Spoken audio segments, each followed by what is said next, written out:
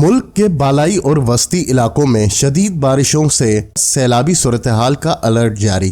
تفصیلات کے مطابق این ڈی ایم اے نے ملک کے بالائی اور وسطی علاقوں میں 5 تا 8 اگست تک شدید بارشوں سے سیلابی صورتحال کا الرٹ جاری کر دیا ہے۔ این ڈی ایم اے کے نیشنل ایمرجنسی آپریشن سینٹر نے آئندہ ہفتے کے لیے موسمی صورتحال پر رپورٹ جاری کر دی ہے۔ این ڈی ایم اے کے مطابق دریائے چناب اور دریائے جہلم میں درمیانے سے اونچے درجے کے سیلاب کا خدشہ ہے۔ دریائے کابل میں نوشیرہ کے مقام پر بہاؤ تیز ہونے کا امکان ہے۔ سوات اور پنجکورہ کے ندی نالوں میں طغیانی کا خدشہ ہے۔ تربیلا، کالا باغ، چشمہ تونسا اور گڈو بیراج میں درمیانے درجے کا بہاؤ متوقع ہے۔ این ڈی ایم اے کے مطابق بارشوں سے ہنزا، گانچے اور شگر میں اچانک سیلابی صورتحال اور ندی نالوں میں طغیانی متوقع ہے۔ این ڈی ایم اے کا کہنا ہے کہ مونسون بارشوں کے نتیجے میں تربیلا ڈیم 94% اور منگلا ڈیم 61% بھر چکا ہے۔ شہری علاقوں خصوصاً شمال مشرقی اور وسطی پنجاب میں نکاسی